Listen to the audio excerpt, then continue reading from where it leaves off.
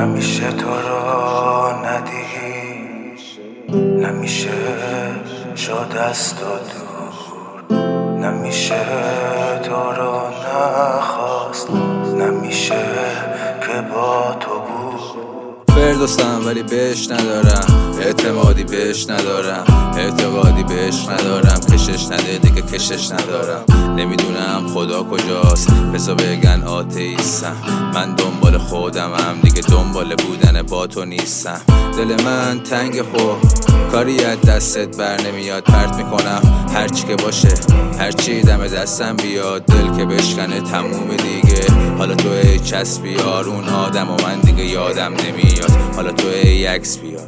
مودم شده بیفور افتر، لش و کاناپه کل هفته، پست خاره اون که رفته، پیچو غمین کنم گل و حبسش. بیبی اینجا همدم پره از سوسن تا مریم گله، یکی میزنم دوتا فله، راست میکنم ولی رسما شله. عادی نمیشم نه حس خاصی ندارم، نمونده از تو اینجا فرکانسی برا من.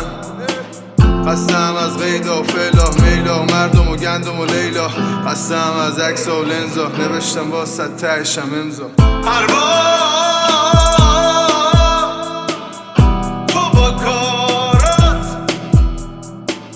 بزنی آتیشم، نمیتونم عادیشم. هر بار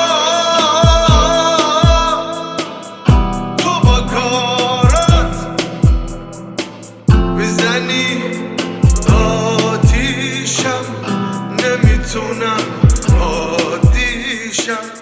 چقدر خوبی برام، چقدر شدی تو بیمرام، تویی که سهم منی، چقدر دوری الان.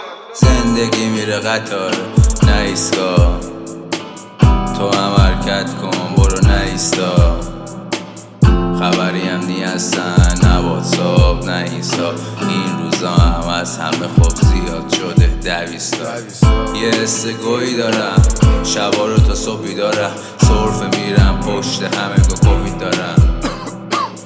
میپرسی حالمو، میپرسی امید دارم، نه با اینکه هرچی میخوام و زودی دارم. هر بار تو با کارات بزنی آتیشم، نمیتونم عادیشم. هر بار تو با کارات بزنی آتیشم، نمیتونم